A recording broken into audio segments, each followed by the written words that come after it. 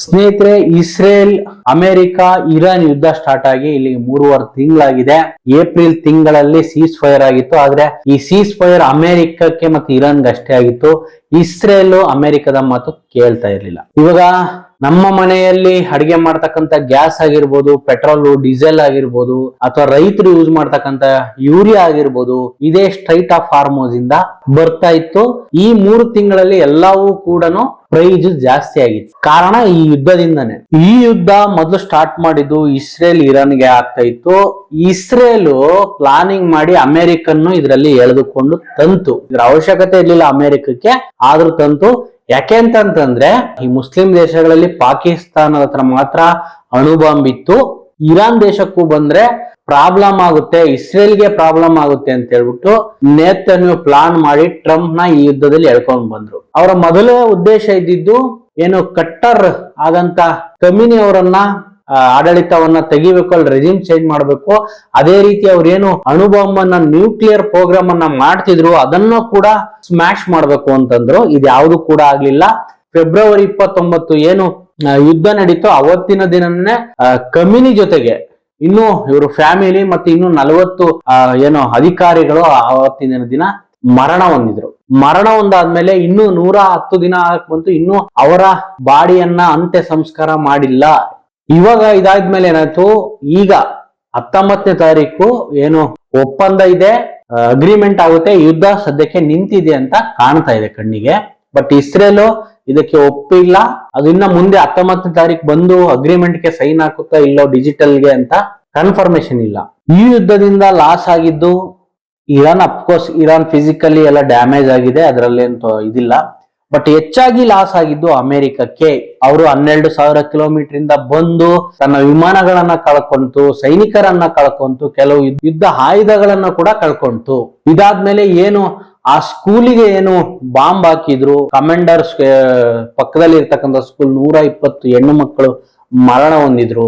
ಇದಾದ ನಂತರ ಏನು ನಮ್ಮ ವಿಶಾಖಪಟ್ಟಣದಲ್ಲಿ ಸಮರ ಅಭ್ಯಾಸಕ್ಕೆ ಬಂದಂತ ಒಂದು ನೌಕೆಯನ್ನ, ಇರಾನಿನ ನೌಕೆಯನ್ನ ನಮ್ಮ ಅರಬ್ಬಿ ಸಮುದ್ರ ಭಾಗದಲ್ಲಿ ಏನು ತನ್ನ ಸಬ್ಮೇರಿನ್ ಇಂದ, ಅಮೆರಿಕ ಸಬ್ಮೇರಿನ್ ಇಂದ ಅದಕ್ಕೆ ಹೊಡೆದಾಕ್ತು, ನಮ್ಮ ಪ್ರದೇಶದಲ್ಲಿ ಹೊಡೆದಾಕ್ತು.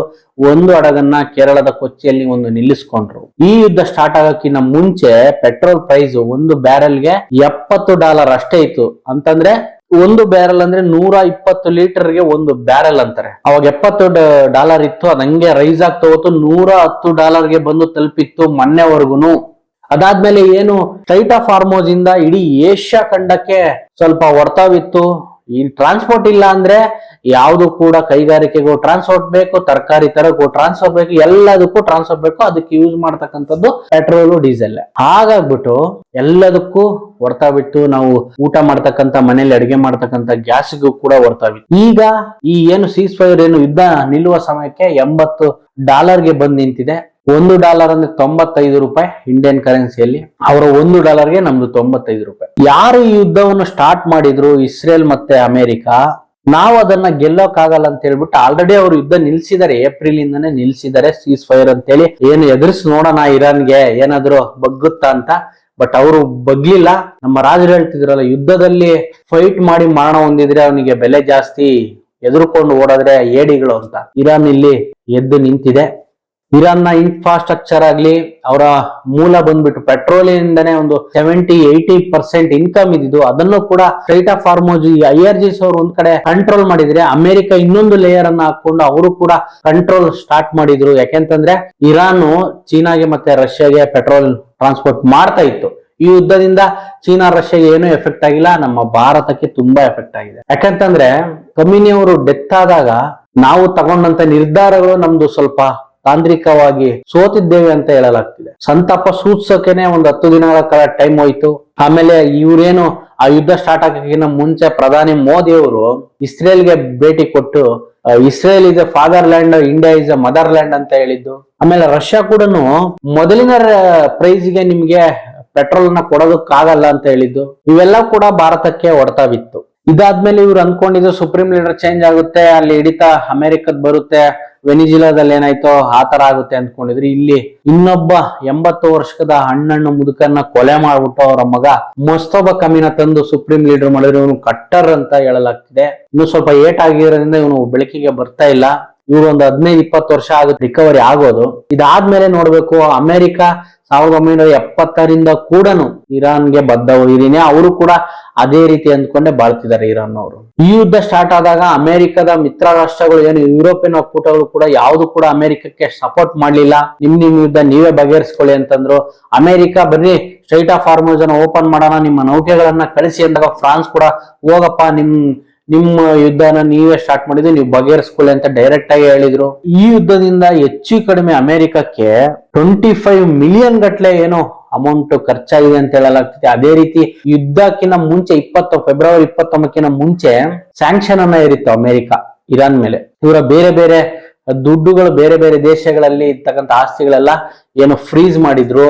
ಅವರ ಜೊತೆಗೆ ಬಿಸ್ನೆಸ್ ಮಾಡಬಾರ್ದಂತ ಎಲ್ಲ ಇದು ಹತ್ತತ್ರ 12 ಮಿಲಿಯನ್ ಅಲ್ಲ 12 ಬಿಲಿಯನ್ ಗಟ್ಲೆ ಇವ್ರದ್ದು ಅಮೌಂಟ್ ಟ್ರಕ್ ಆಗಿತ್ತು ಬೇರೆ ಬೇರೆ. ಇದನ್ನು ಕೂಡ ಈ ರಿಲೀಸ್ ಮಾಡ್ತೀವಿ ಅಂತ ಹೇಳಿದ್ದಾರೆ ಅಮೆರಿಕ ಈ ಒಪ್ಪಂದದಲ್ಲಿ. ಇವರು ಕೂಡ ಏನು 19 ಕಂಡೀಷನ್ ಅನ್ನ ಹಾಕಿದ್ದಾರೆ. ಅದೇ ರೀತಿ ಇರಾನ್ ಕೂಡ 14 ಕಂಡೀಷನ್ ಹಾಕಿದೆ. ನೋಡಿ, ಫೆಬ್ರವರಿ 29, 2026ರಿಂದ ಅದಕ್ಕಿಂತ ಮುಂಚೆ ಏನು ಸ್ಟ್ರೈಟ್ ಆಫ್ ಹಾರ್ಮುಜ್ ಫ್ರೀ ಆಗಿ ಎಲ್ಲಾ ಹಡಗುಗಳು ಓಡಾಡ್ತಾ ಇದ್ವು, ಯಾವುದೇ ತೊಂದರೆ ಇರಲಿಲ್ಲ.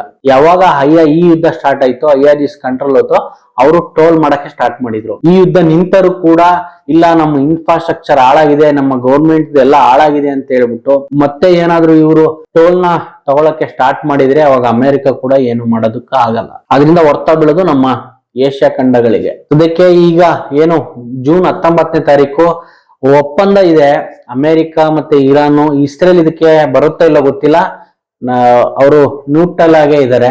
ಯುದ್ಧ ನಿಂತಿದ್ದು ಒಂದು ಪರವಾಗಿ ಒಳ್ಳೆ ರೀತಿಯಾಗಿದೆ.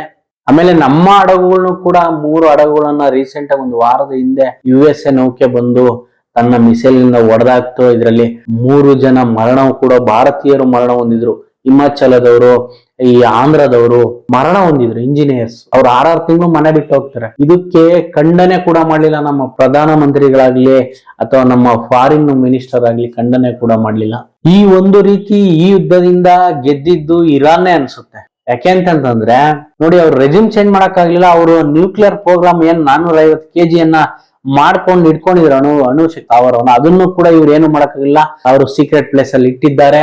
ರೆಜ್ಯೂಮು ಚೇಂಜ್ ಮಾಡಕ್ಕಾಗಿಲ್ಲ. ಅಂದ್ರೆ ಈ ಯುದ್ಧದಿಂದ ಏನಾಯ್ತು, ಲಾಭ ಯಾರಿಗೆ? ಇಲ್ಲಿ ನಷ್ಟ ಆಗಿದೆ ಇರಾನ್ಗೂ ಮತ್ತೆ ಇಸ್ರೇಲ್ಗೆ. ಈ ಒಪ್ಪಂದ ಮಾಡೋದಕ್ಕೆ ರೆಡಿ ಇಲ್ಲ.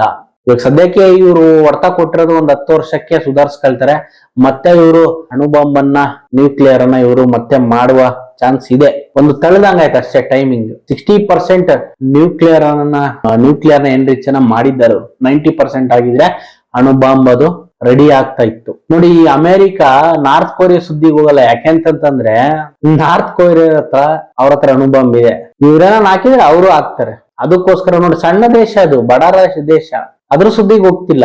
ಸದ್ಯಕ್ಕೆ ಈ ಯುದ್ಧ ನಿಂತಿರೋದು ಎಲ್ಲರಿಗೂ ಒಳ್ಳೇದೇ. ಯುದ್ಧದಿಂದ ಏನು ಸಾಧಿಸೋದಕ್ಕಾಗಲ್ಲ. ಈ ಯುದ್ಧದಿಂದ ಅಮೆರಿಕದ ಶಕ್ತಿ ಕುಂದಿದೆ ಅಂತಾನೆ ಹೇಳ್ಬೋದು. ಆ G7 ಮೀಟಿಂಗ್ ಅಲ್ಲಿ ಹೋದಾಗ ಅವನನ್ನ ಯಾರು ಕ್ಯಾರೆ ಅಂತಿಲ್ಲ. ಟ್ರಂಪ್ ನ ಫ್ರಾನ್ಸ್ಗೆ ಹೋದಾಗ ಫ್ರಾನ್ಸ್ ಅಧ್ಯಕ್ಷ ಕೂಡ ಅವನು ಕೂಡ ಇವನನ್ನ ರಿಸೀವ್ ಮಾಡ್ಕೊಳಕ್ ಹೋಗಿಲ್ಲ. ಯಾರೋ ಅಧಿಕಾರಿಗಳು ರಿಸೀವ್ ಮಾಡ್ಕೊಂಡ್ರು. ಅಲ್ಲಿ ಸ್ಟೇಜ್ ಹತ್ರ ಬಂದಾಗ ಟ್ಯಾಂಕ್ಸ್ ಕೂಡ ಕೊಡ್ಲಿಲ್ಲ. ಅವನು ಬೆಲೆನೇ ಕೊಡ್ಲಿಲ್ಲ ಅಮೆರಿಕಕ್ಕೆ. ಒಂದು ರೀತಿ ಈಗ ಒಂಥರ ಅವರಿಗೆ ಅವಮಾನ ಆಗಿದೆ. ಈ ಯುದ್ಧದಿಂದ ಅವ್ರಿಗೇನು ಲಾಭನ ಆಗಿಲ್ಲ, ನಷ್ಟನೇ ಜಾಸ್ತಿ ಆಗಿರೋದು. ಸೈನಿಕರನ್ನ ಕಳ್ಕೊಂಡು, ಆಮೇಲೆ ಡಿಫೆನ್ಸ್ ಸಿಸ್ಟಮ್ ಅನ್ನ ಕಳ್ಕೊಂಡು, ಐರನ್ ಡೂಮ್ ಅಂತ ಇಸ್ರೇಲ್ ಏನು ಅದು ಡಿಫೆನ್ಸ್ ಸಿಸ್ಟಮ್, ಅದು 23,000 ಕೋಟಿ ಅಂತ ಅದನ್ನ ಕಳ್ಕೊಂಡ್ರು. ಆಮೇಲೆ ಈ ಏನ್ ಮಿಡಿಲ್ ಈಸ್ಟ್ ದೇಶಗಳಲ್ಲಿ ಇವರು ಡಿಫೆನ್ಸ್ ಸಿಸ್ಟಮ್ ಗಳನ್ನ ಇಟ್ಟಿದ್ರು, ಇರಾನ್, ಕತಾರ್, ಇಲ್ಲೆಲ್ಲ ಅಲ್ಲೂ ಕೂಡ ಎಲ್ಲ ಫೇಲ್ಯೂರ್ ಆದ್ರು. ಇರಾನ್ ನಲ್ಲಿ ಅಫ್ಕೋರ್ಸ್ ಹೊಡ್ತಾ ಬಿದ್ದಿದೆ. ಒಂದು 3,000 ಜನ ಮರಣ ಹೊಂದಿದ್ದಾರೆ. ಅಮೆರಿಕದವರು ಹತ್ತತ್ರ 150 ಜನ ಆರ್ಮಿ ಅವರೇನೋ ಮರಣ ಹೊಂದಿದ್ರು. ಇಸ್ರೇಲ್ ಕೂಡ ಇಲ್ಲಿ ಏಟ್ ತಿಂದಿದೆ. ಅದೇ ರೀತಿ ಇಸ್ರೇಲ್ ಮತ್ತೆ ಆ ಕಡೆ ಲೆಬನಾನ್ ಅಲ್ಲಿ ಯುದ್ಧ ನಡೀತಾ ಇದೆ, ಇನ್ನೂ ಕಂಟಿನ್ಯೂ ನಡೀತಾ ಇದೆ. ನೀವು ಅಗ್ರಿಮೆಂಟ್ ಮಾಡ್ಕೊಂಡು ಒಪ್ಪಂದ ಮಾಡ್ಕೊಳ್ಳಿ, ನಮಗೂ ಇಲ್ಲಿ ಲೆಬನಾನ್ಗೆ ಹೊಡಿತಾ ಇರ್ತೀವಿ ಅಂತ ಅವ್ರು ಹೇಳ್ತಿದ್ದಾರೆ. ಒಟ್ನಲ್ಲಿ ಇಲ್ಲಿ ನೇತನ್ಯ ಅವ್ರು ಕೂಡ ಈ ಒಪ್ಪಂದದಿಂದ ಸಮಾಧಾನ ಇಲ್ಲ ಅವರಿಗೆ. ಒಟ್ಟು ಹೆಂಗೋ ಈ ಯುದ್ಧ ಒಂದು ತಾರ್ಕಕ್ಕೆ ಬಂದು ನಿಂತಿದೆ. 19ನೇ ತಾರೀಕು ಏನಾಗುತ್ತೆ, ಈ ಯುದ್ಧ ಇಲ್ಲಿಗೆ ಕ್ಲೋಸ್ ಆದ್ರೆ ನಮ್ಮ ಭಾರತಕ್ಕೆ ಒಳ್ಳೇದು. ಯಾಕಂದ್ರೆ 22% ಆಯಿಲ್, ಪೆಟ್ರೋಲ್ ಆ ಸ್ಟ್ರೈಟ್ ಆಫ್ ಹಾರ್ಮುಜ್ ಜಾಗದಿಂದಾನೇ ಬರಬೇಕು. ಇವಾಗ ಮತ್ತೆ ಅಲ್ಲಿ ಟೋಲ್ ಏನನ್ನ ಆಡ್ ಮಾಡಿದ್ರು ಅಂದ್ರೆ ಅವರು ನಮ್ಮ ಪೆಟ್ರೋಲು ಡೀಸೆಲ್ ಗ್ಯಾಸ್ ಎಲ್ಲವೂ ಕೂಡ ತಾರಕಕ್ಕೇರುತ್ತೆ. ಅದೊಂದೇ ಜಾಸ್ತಿ ಆದ್ರೆ ಬೇರೆ ಎಲ್ಲವೂ ಜಾಸ್ತಿ ಆಗುತ್ತೆ. ಯಾಕಂದ್ರೆ ಟ್ರಾನ್ಸ್ಪೋರ್ಟ್ಗೆ ಮೂಲ ಪೆಟ್ರೋಲು ಡೀಸೆಲ್. ಆಮೇಲೆ ಇವರು ಇರಾನ್ ಅವರು ಒಂದು ಕಂಡೀಷನ್ ಇಟ್ಟಿದ್ದಾರೆ, ನಮ್ಗೆ ಏನು ನಷ್ಟವನ್ನ ನೀವು ಭರಿಸ್ಬೇಕು ಅಂತ. ಈ ಯುದ್ಧದಿಂದ ನಮ್ಗೆ ಲಾಸ್ ಆಗಿದೆ, ಎಲ್ಲ ಇನ್ಫ್ರಾಸ್ಟ್ರಕ್ಚರ್ ಎಲ್ಲ ಹಾಳಾಗಿದೆ. ಇವರು ಕೂಡ 14 ಕಂಡೀಷನ್ ಹಾಕಿದ್ದಾರೆ ಅಮೆರಿಕಕ್ಕೆ. ಅಮೆರಿಕ ಕೂಡ 19 ಕಂಡೀಷನ್ ಅನ್ನ ಹಾಕಿದೆ. ನೋಡೋಣ 19ನೇ ತಾರೀಕು ಏನಾಗುತ್ತೆ, ಇವ್ರ ಅಗ್ರಿಮೆಂಟ್ ಏನಾಗುತ್ತೆ, ಒಪ್ಪಂದ ಸಕ್ಸಸ್ ಆಗುತ್ತಾ ನೋಡಿ. ಇದ್ರಲ್ಲಿ ಸೆಂಟರ್ ಆಫ್ ಅಟ್ರಾಕ್ಷನ್ ನಮ್ಮ ದರಿದ್ರಕ್ಕೆ ಪಾಕಿಸ್ತಾನ, ಶಾಬಾಜ್ ಶರೀಫ್ ಇದ್ರ ಮುಂದಾಳತ್ವ ತಗೊಂಡಿದ್ದಾರೆ. ನಮ್ಮ ಭಾರತ ಇರಬೇಕಿತ್ತ ಆ ಜಾಗದಲ್ಲಿ. ನಮ್ಮ ಹಡಗುಗಳಿಗೆ ಹೊಡೆದ್ರು, 3 ಜನ ಮರಣ ಹೊಂದಿದ್ರು. ಇದೇ ರೀತಿ ಚೀನಾ ಮತ್ತೆ ರಷ್ಯಾಕ್ಕೆ ಏನಾದ್ರು ಮುಟ್ಟಿದ್ರೆ ಅವ್ರು ಸುಮ್ನೆ ಇರ್ತಿದ್ರ? ಅಮೆರಿಕನ್ನ ಸುಮ್ನೆ ಬಿಡ್ತಿದ್ರ? ಅವರು ಯಾವುದೇ ಕಾರಣಕ್ಕೂ ಬಿಡ್ತಾ ಇರಲಿಲ್ಲ. ಟೋಟಲಿ ಫಾರಿನ್ ಮಿನಿಸ್ಟರ್ ಫೇಲ್ ಆಗಿದೆ ಅಂತ ಹೇಳ್ಬೋದು. ಇದ್ರಲ್ಲಿ ಮಾತಾಡೋ ಟೈಮಲ್ಲಿ ಮಾತಾಡ್ಲೇಬೇಕಾಗುತ್ತೆ. ನೋಡೋಣ, ಇವಾಗಾದ್ರೂ ಕಡಿಮೆ ಆಗ್ತಾ ಬರ್ತಾ ಇದೆಯಲ್ಲ ಪೆಟ್ರೋಲ್ ಡೀಸೆಲ್. ಇವಾಗಾದ್ರೂ ಏನಾದ್ರು ಕಡಿಮೆ ಆಗುತ್ತಾ ಪೆಟ್ರೋಲ್ ಡೀಸೆಲ್ ಪ್ರೈಸ್ ಅಂತ ನೋಡೋಣ, ಕಾದು ನೋಡೋಣ. 19ನೇ ತಾರೀಕು ಮತ್ತೊಂದು ವಿಡಿಯೋ ಮಾಡ್ತೀನಿ, ಏನಾಗಿದೆ ಒಪ್ಪಂದ ಅಂತ. ನಮಸ್ಕಾರ.